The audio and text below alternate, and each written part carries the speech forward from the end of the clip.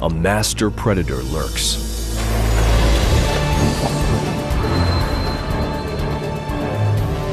He's a killer, 100 million years in the making. The Billabong King, a saltwater croc surviving in a harsh, changing world.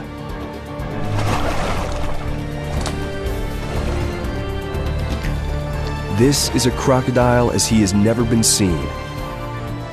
Intelligent, tender, graceful, and dangerous.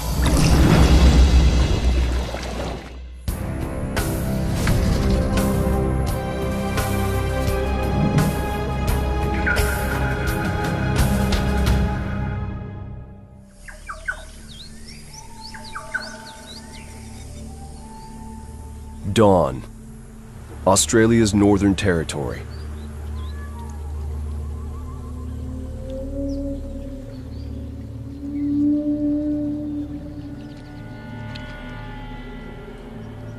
This wetland is home to one of the highest concentrations of saltwater crocs in the world.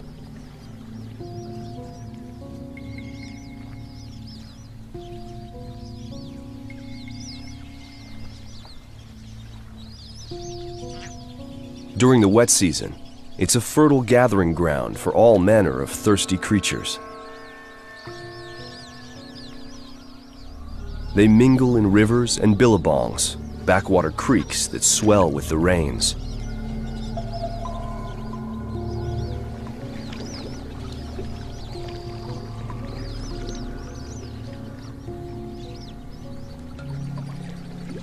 The ducks and geese play a numbers game, seeking safety in the crowd.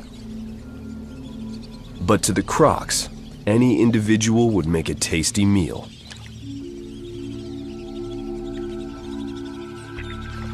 The salties wallow, showing only half-hearted interest in the squawking fowl.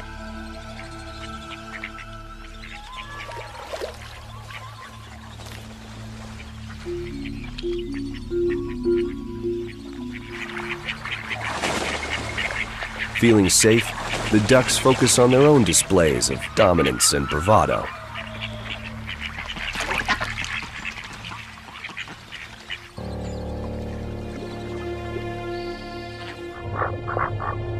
Distracted, they fail to notice two crocs closing in.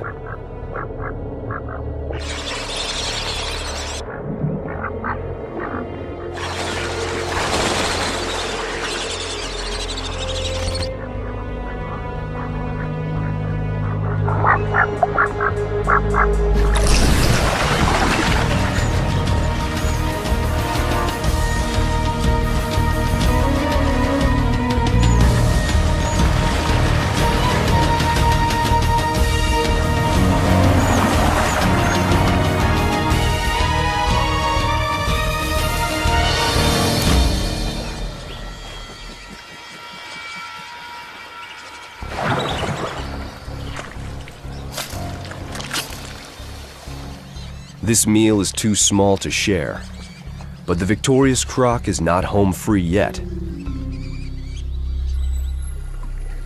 A bigger beast has seen her kill.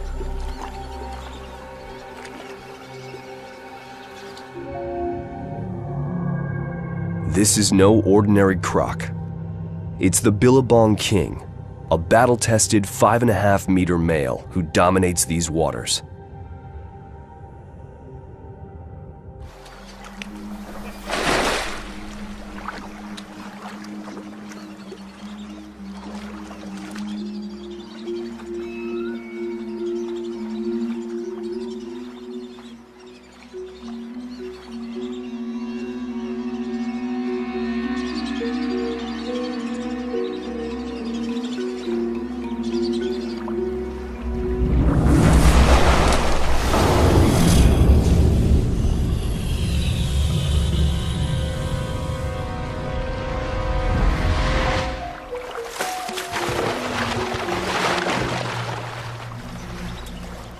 Put in her place, the younger croc swims out of range. The Billabong King has stolen her prize.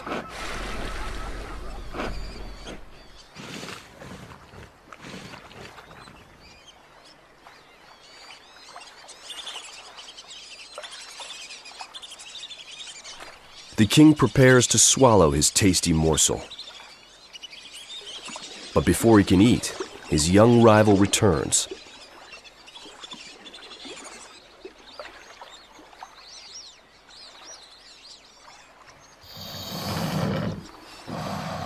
It's a feeble challenge, quickly rebuffed. And then it's chow time. The croc opens a valve at the back of his throat. He keeps his head high to prevent water from flooding his lungs. Rocks he has swallowed will help him digest.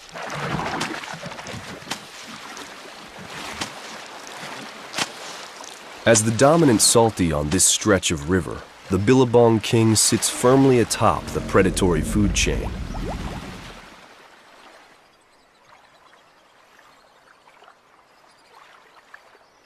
Less powerful crocs learn to keep a low profile when he's around. The king makes his home in the brackish waters of Australia's coastal floodplain. During the day, he can usually be found lounging on the riverbank.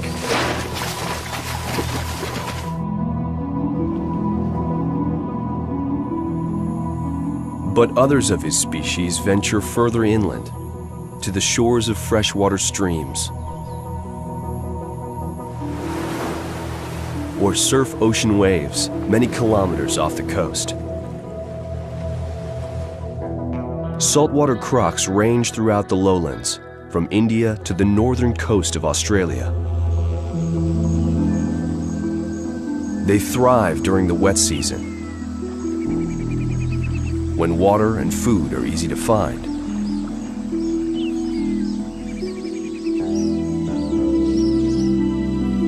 Rivers spread out across the floodplain, creating vast wetlands for the salties to roam. In a few months, the water will dry up, leaving baked earth and hard times. But for now, it's a land of plenty.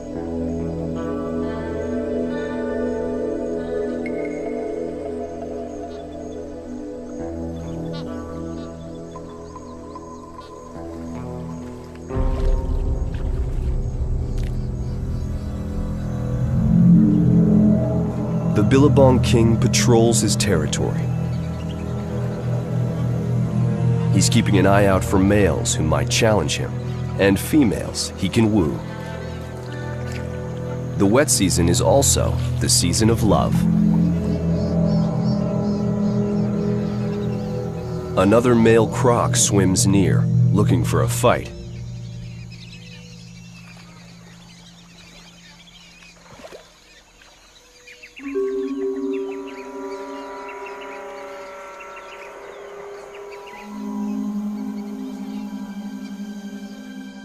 The Billabong king turns as the challenger circles him, each trying to size the other up.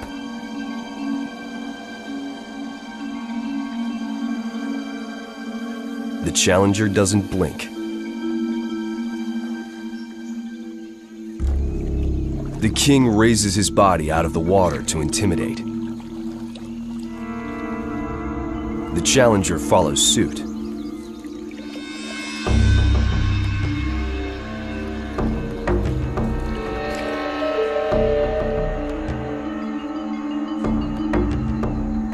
So the Billabong king is forced to engage.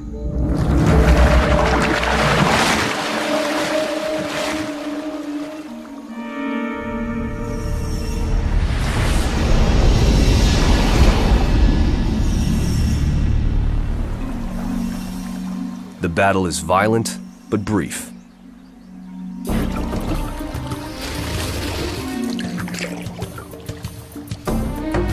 The idea is to dominate without risking injury.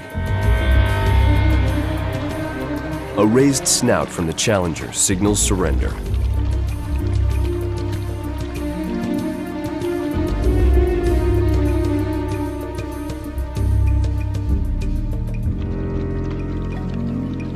It's more posturing than punishment.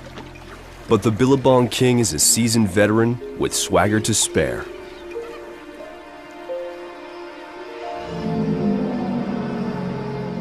Victorious, the king quickly turns his attention to more amorous matters. He's heard the deep rumblings of a female nearby. During the mating season, male crocs travel great distances looking for females. The Billabong king has detected one at the edge of his territory. She is one of many he will mate with over the next few months.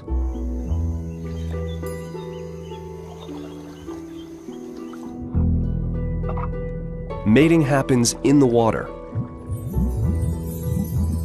Blowing bubbles gets them in the mood.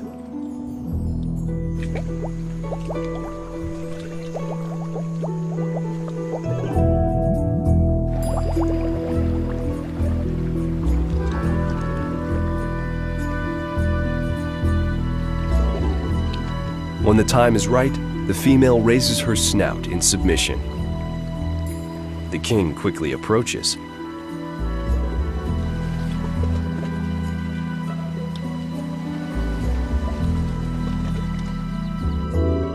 In the murky water, tails intertwine, and his genitals, normally hidden inside his body, come out for the occasion.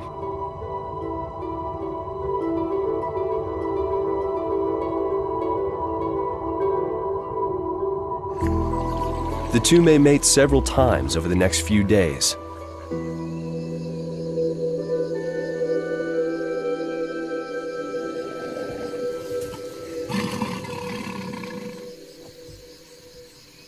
In other seasons, he would never let her get this close.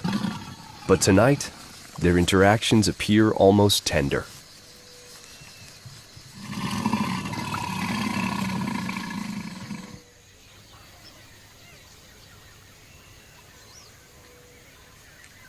Not long after the Billabong king leaves, the female must start thinking about a nest. Safe sites can be hard to find.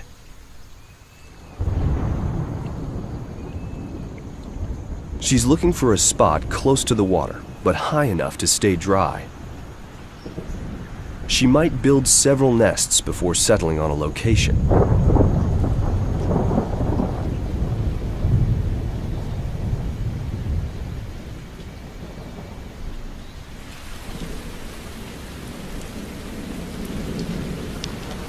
Flooding will pose the greatest danger once her eggs are deposited.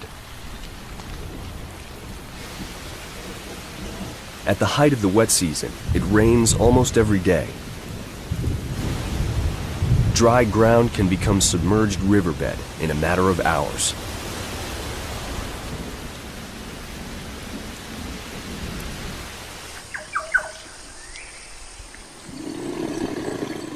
Once she picks a site she likes, the mother croc will fiercely defend it. Her eggs will become her only priority.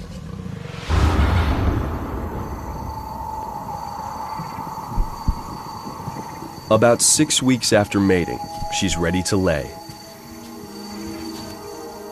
An infrared camera reveals her labors in the pitch-black night.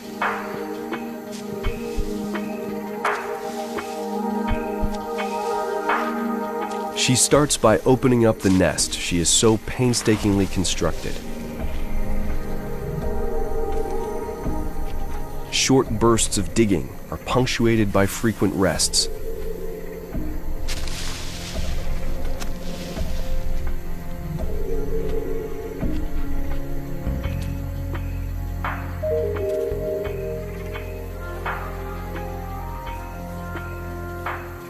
She's a big crocodile and can lay up to 80 eggs.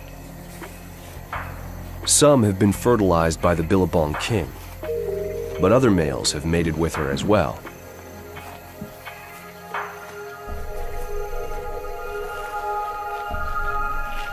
Once the eggs are laid, she piles vegetation back on top. It'll protect the nest and keep the eggs warm. The optimal temperature for their development is between 30 and 34 degrees.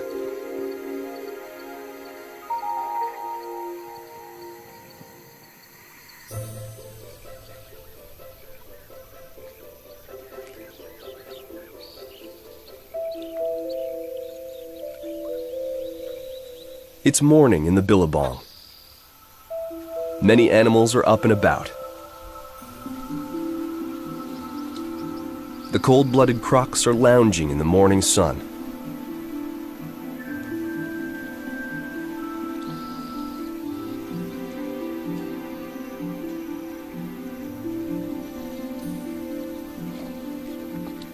Thirsty wallabies take advantage of their languor.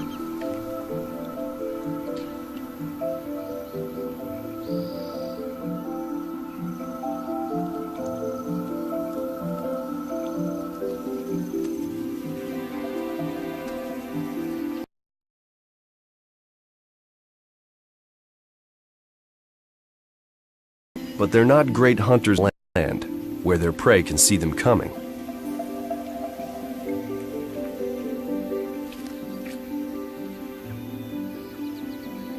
The wallabies seem to know the croc's limits. They get close, but stay just out of range.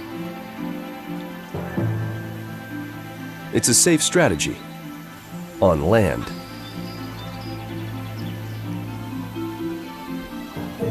In the water, the Billabong king is out looking for a meal.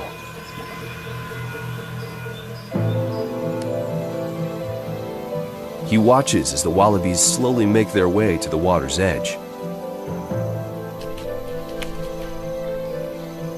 They opt for puddles away from the river.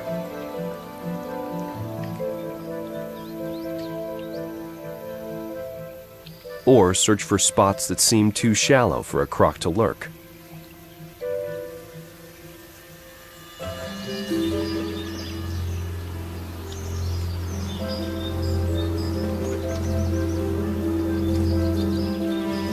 But they don't all get it right.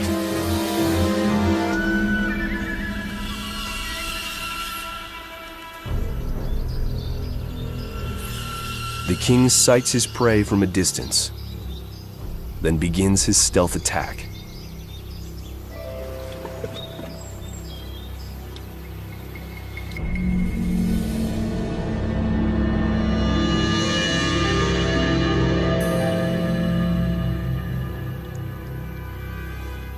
He approaches with scarcely a ripple.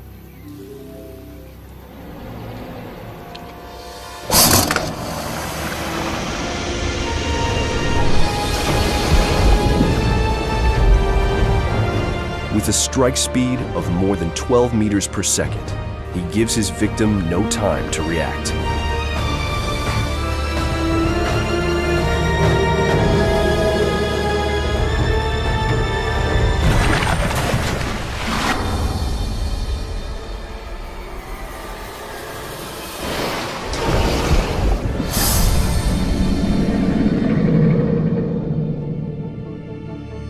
The violent thrashing does more than just kill.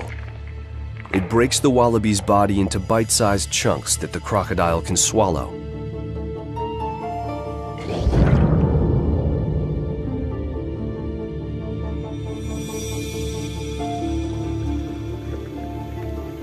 Every mouthful is important because he'll eat little in the cooler months ahead.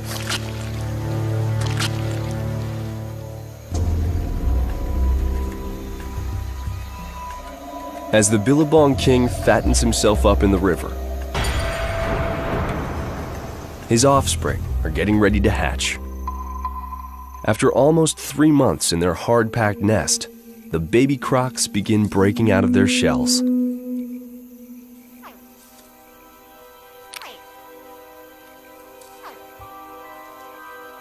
Temperature variations in the nest have determined whether they will be females or males. Cooler eggs produce females.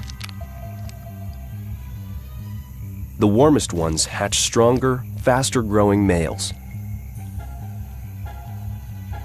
It's evolution's way of making males out of the individuals with the best chance of growing big. Big males have a higher probability of mating than smaller ones. But even small females will generally find a mate.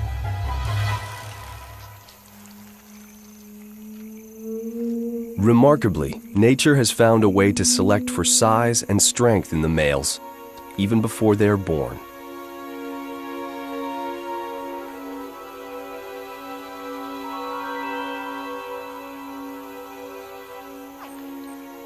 The babies start calling for their mother while they're still in their shells.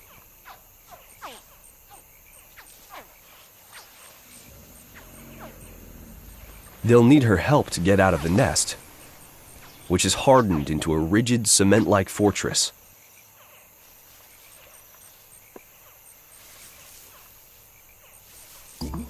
She begins her parenting by digging her babies free.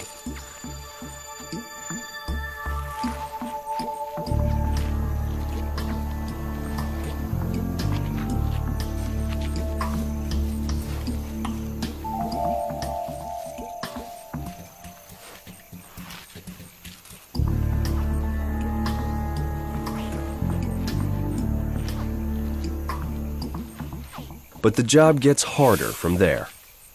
Using her mouth, pointy teeth and all, she must ferry them from the nest site to a safe spot in the water.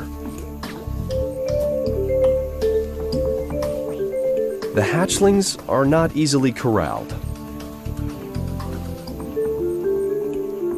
Prudently, their instincts lead them away from other animals' jaws.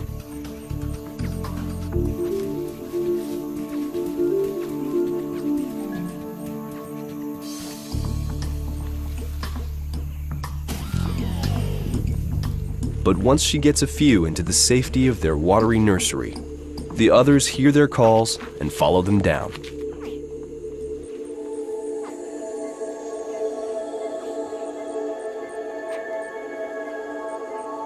In the water, the hatchlings will primarily fend for themselves.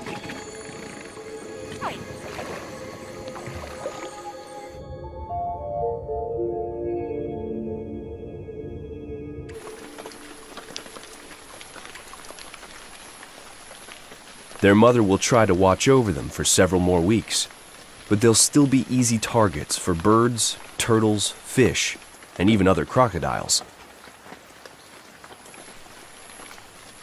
If they survive to adulthood, they'll rise to the top of the food chain, but for the time being, they're close to the bottom. Only 1% will make it to maturity.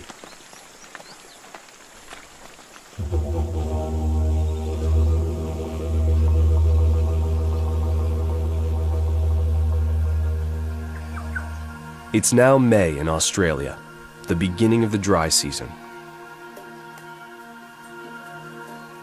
The weather has gotten cooler, and the crocs are becoming less active.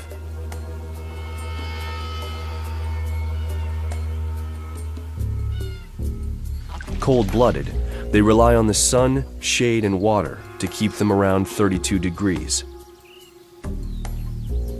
They warm themselves using a network of blood vessels in the scales on their backs. As the sun hits the scales, it heats their blood.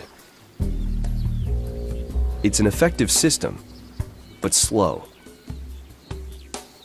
A croc as big as the Billabong king has to worry about his head overheating as his body slowly warms.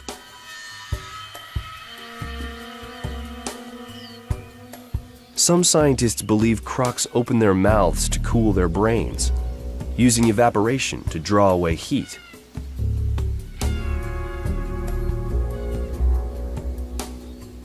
Or they could just be showing off their teeth, warning other crocs to keep out of their way.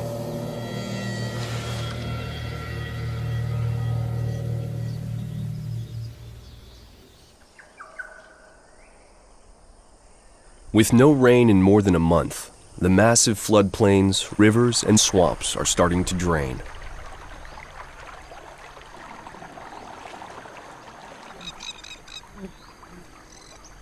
Water levels drop, and crocs must relocate. The Billabong king retreats to his dry season haunts. With close to 50 years of experience, he knows which waterways stay wet all year round and will vigorously defend them. Smaller crocs are pushed into more hostile environs.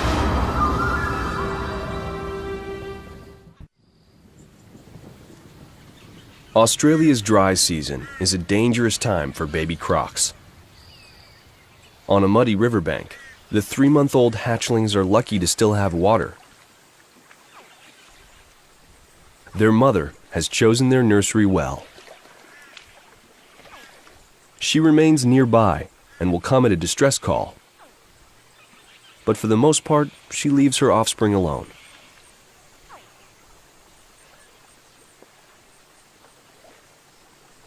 The hatchlings rarely venture onto land, where they can easily be picked off by predators.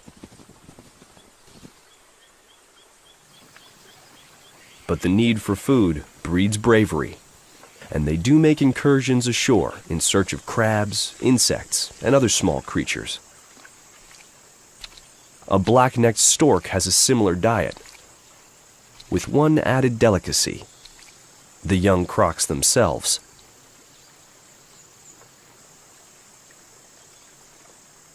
Mudskippers on the riverbank look like easy prey. These amphibious fish walk on their fins.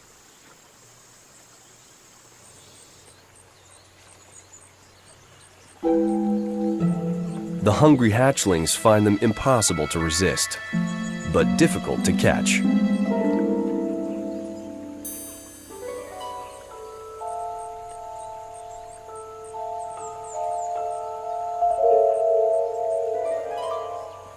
Chasing prey around the bank is not how adult crocs hunt, but it works for the little ones because their prey is so small. Just like the adults, baby crocs are adaptable hunters, tailoring their strategy to their quarry.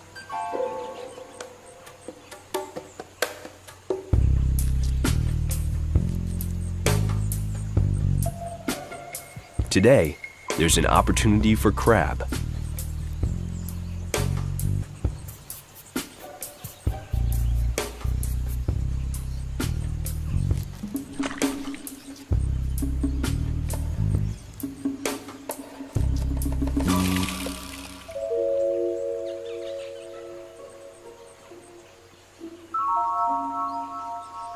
The little hunter returns to the safety of the water to savor his prize.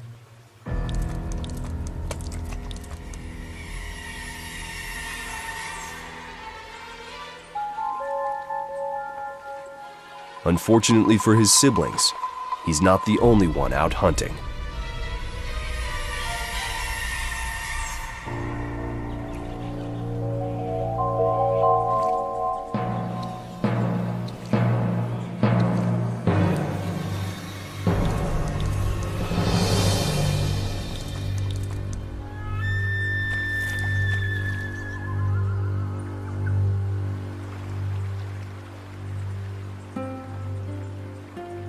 Despite their mother's close proximity, most of the hatchlings will share a similar fate.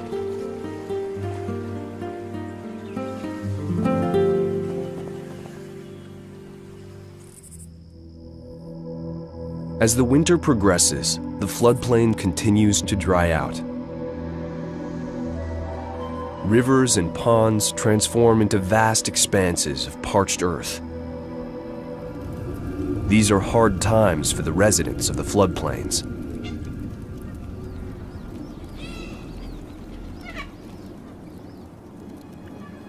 This dingo mother is showing the strain. Her prominent ribs herald a scarcity of prey. A croc hatchling would be a welcome meal. The dingo is not the only hungry mom. The mother croc has eaten little while guarding her young in the shrinking pool. She spends most of her time underwater, where her heart slows to only a few beats per minute. She can stay submerged for an hour or more.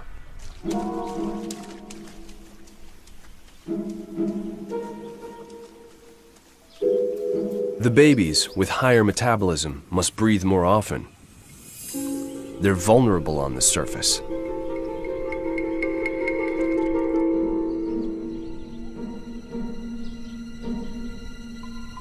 But then again, so are those who would hunt them.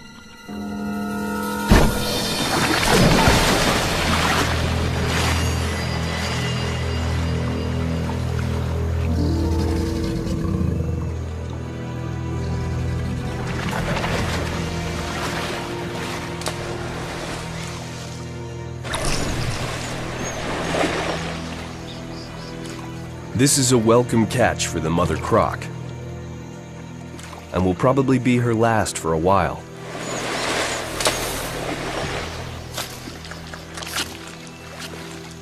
As the weather gets cooler, big salties stop eating. They can't warm up their stomachs enough to digest. They can live without food for months, but as the water disappears from the floodplain, many crocs will face an even more severe test of their mettle. A few months ago, rivers and lakes provided a vast, wet ecosystem for the crocs. But as the waters subside, their habitat shrinks.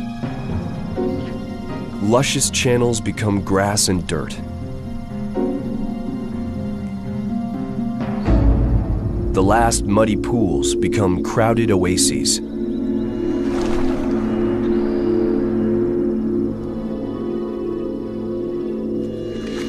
At this time of year, salties aren't concerned with defending their territory. There is little to fight over. All they want is a spot in the mud. They need the water to help them keep cool.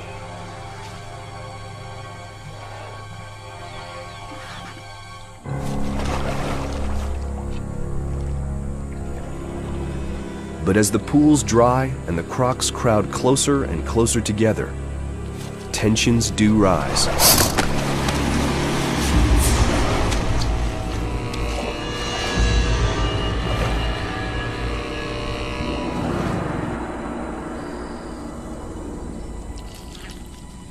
One croc forsakes the dubious safety of the mud pit in search of a more inviting locale.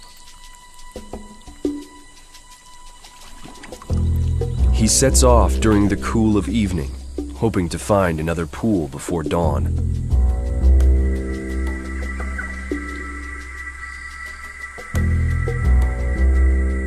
In the morning light, his tracks reveal good progress up a muddy riverbed. But he didn't get far.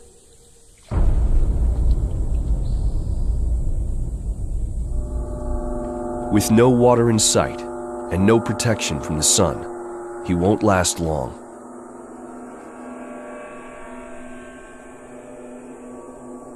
His organs bake as he sinks into the mud.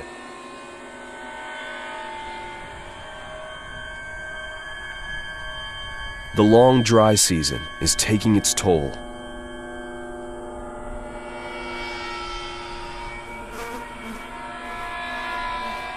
And the summer rains are still months away.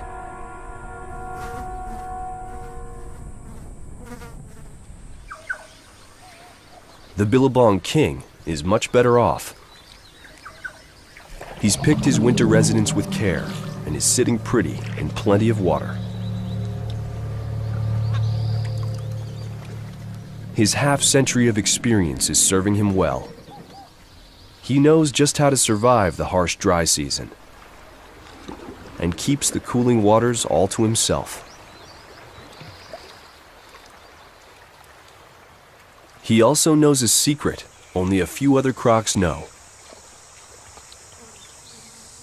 A secret that will get them on the move. For the informed few, it will provide some welcome relief from the hardships of the last few months.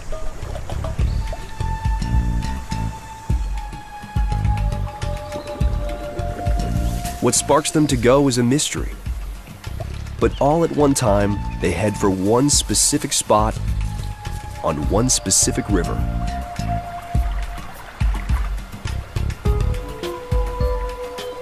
Crocs have been known to travel more than 100 kilometers to get where they're going.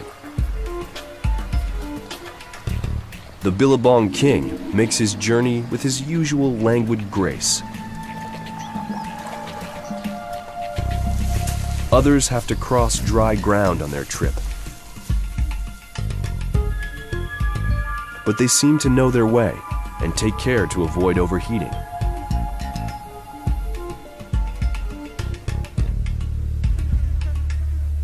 They rest often and wait out the hottest parts of the day in the shade.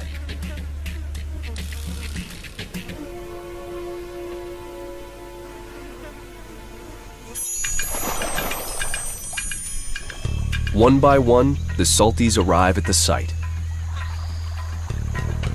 Gathering near a small man-made dam, their numbers grow as the day goes on. By the time the Billabong King swims in, the banks of the river are covered with crocs.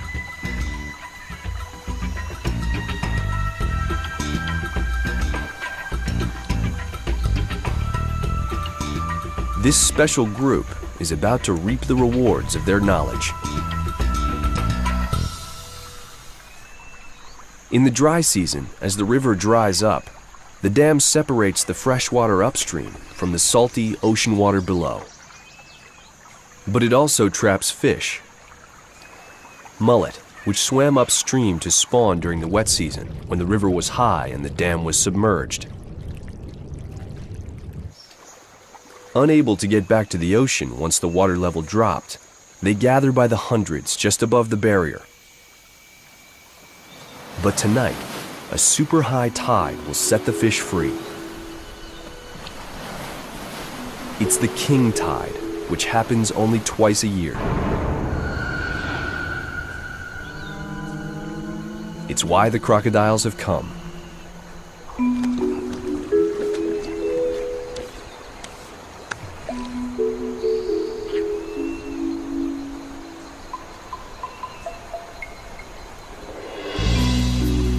As the rising tide rushes over the dam, the mullet fight against it to get back to the ocean.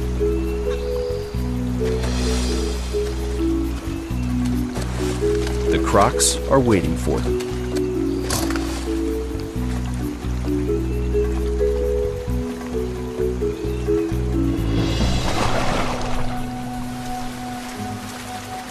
Like bears stalking salmon, the salties hunt with minimal effort. They wait with their spring-loaded jaws agape, ready to snap shut at the touch of a fish.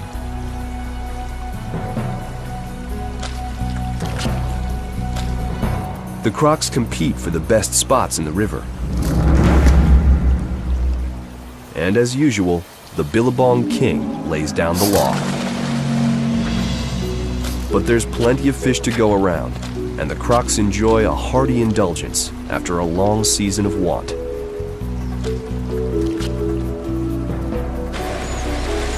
From their tracking of the tide to their unusual fishing tactics, the croc's mullet hunt is a surprising display of intelligence for creatures generally thought to be driven by primitive instincts alone.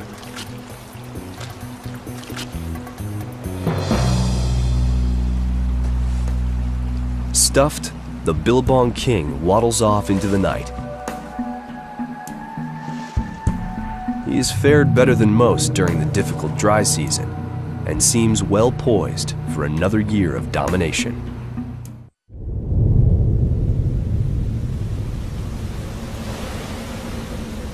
January.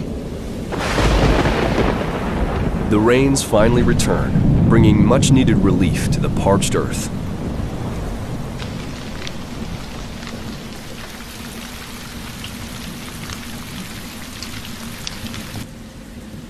Rivers and lakes fill up, and the plains flood once again. The Billabong King has made it through another year.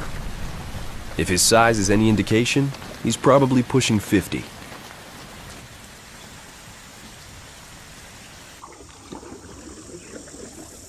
But despite his decades of success, he's only as powerful as his latest conquest.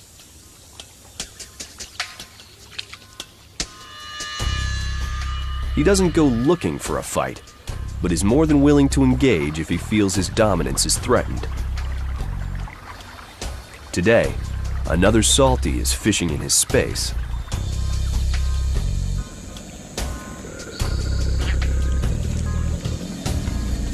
It seemed like a minor infraction, but the intrusion raises his ire. The Billabong King will flex his muscles.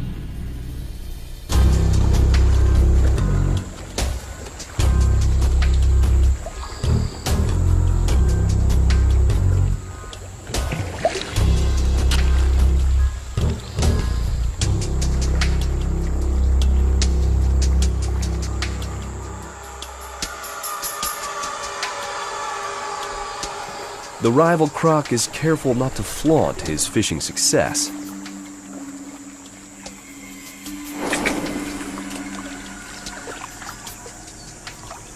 He takes his meal quickly when the king's head is turned.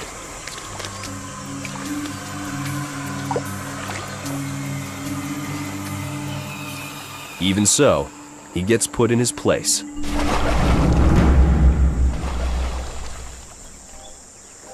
As he has done countless times before, the Billabong King establishes his supremacy without much of a fight.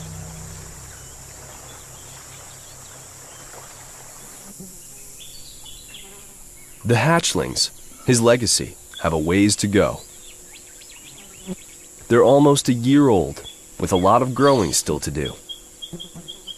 For the next 4 years, their greatest impediment to survival will be cannibalism by bigger crocs. Even their own father would eat them if he got the chance. But today, he has another delicacy in mind. With his keen eyesight, smell, and hearing, the Billabong King is drawn to a flurry of activity in the trees above the river.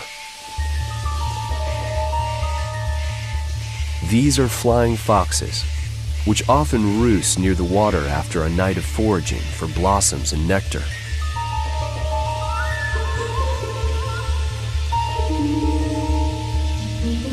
The nomadic bats travel hundreds of kilometers, and their colonies can number in the millions.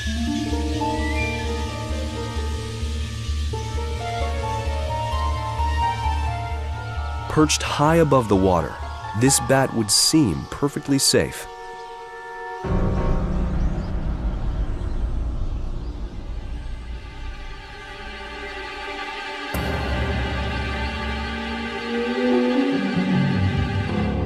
But this croc has one more unique talent. Wielding his mighty tail with tremendous force, the Billabong King propels his body 2.5 meters in the air.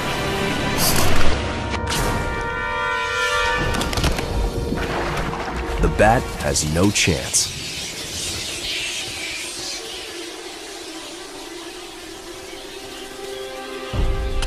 It's a stunning display of agility for the 1,000-kilogram croc.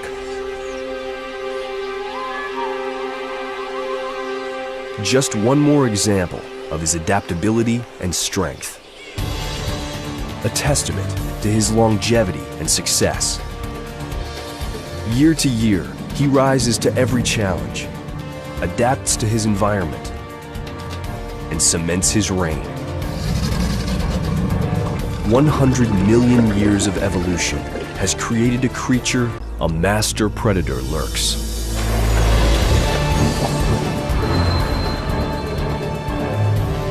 He's a killer, 100 million years in the making. The Billabong King, a saltwater croc surviving in a harsh, changing world.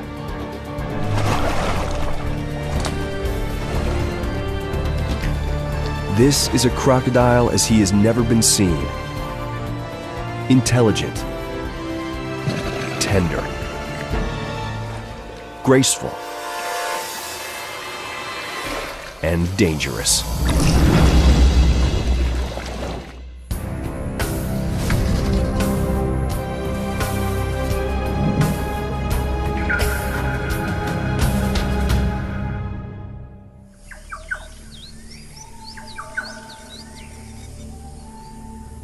Dawn, Australia's Northern Territory.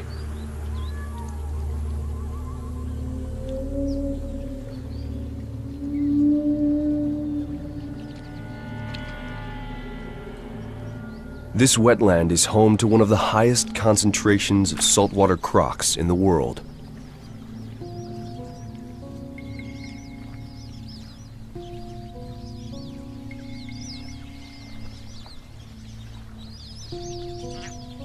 During the wet season, it's a fertile gathering ground for all manner of thirsty creatures. They mingle in rivers and billabongs, backwater creeks that swell with the rains.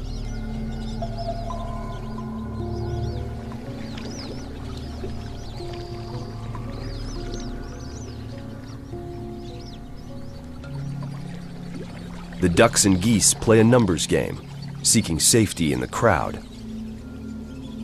But to the crocs, any individual would make a tasty meal.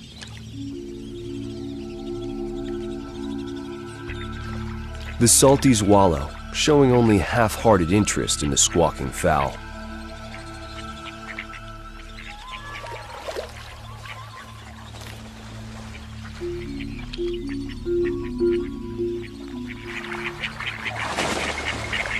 Feeling safe, the ducks focus on their own displays of dominance and bravado.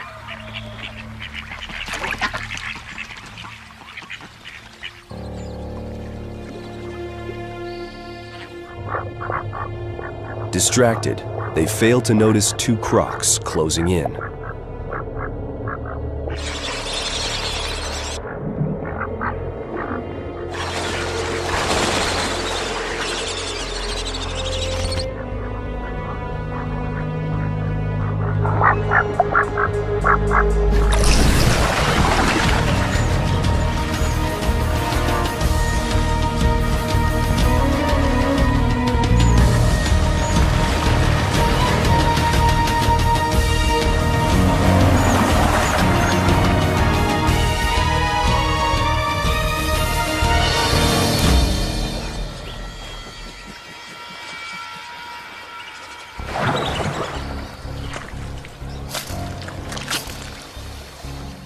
This meal is too small to share, but the victorious croc is not home free yet. A bigger beast has seen her kill.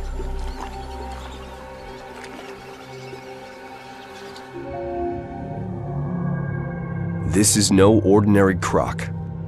It's the Billabong King, a battle-tested 5.5-meter male who dominates these waters.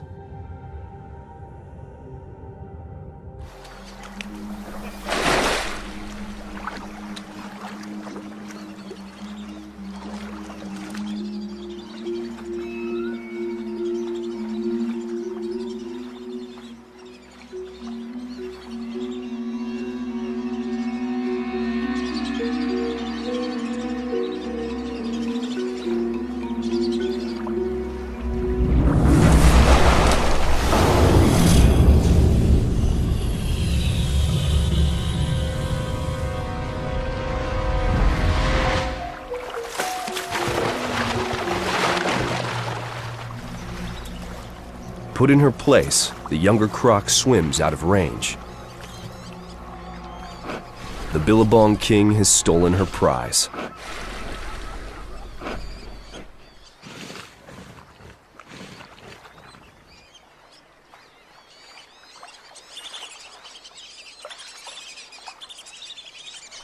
The king prepares to swallow his tasty morsel.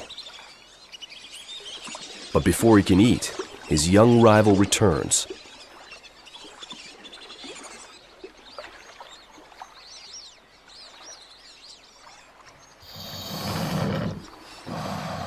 It's a feeble challenge, quickly rebuffed.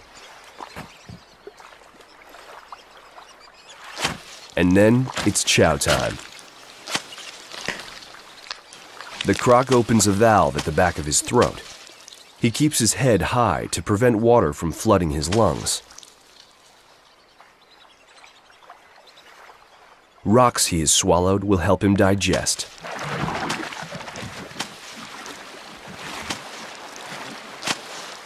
As the dominant salty on this stretch of river, the Billabong king sits firmly atop the predatory food chain.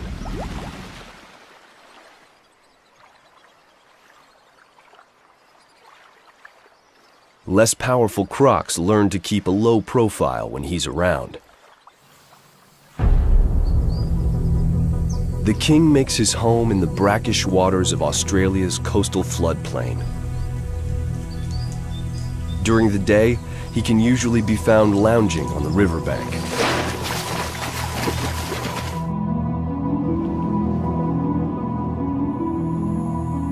But others of his species venture further inland, to the shores of freshwater streams, or surf ocean waves many kilometers off the coast.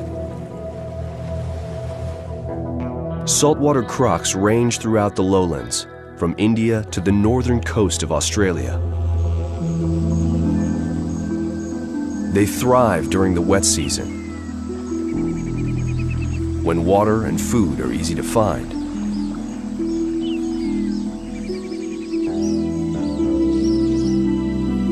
Rivers spread out across the floodplain, creating vast wetlands for the salties to roam. In a few months, the water will dry up, leaving baked earth and hard times. But for now, it's a land of plenty.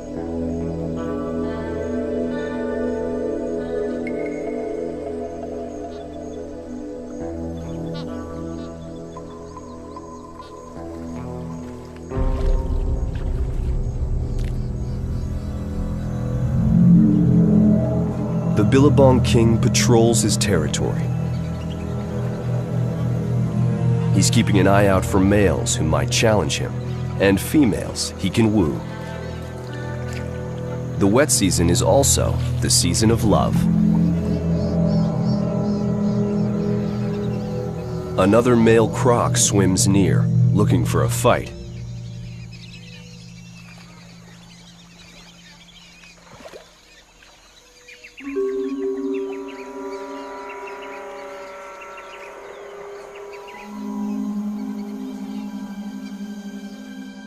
The Billabong king turns as the challenger circles him, each trying to size the other up.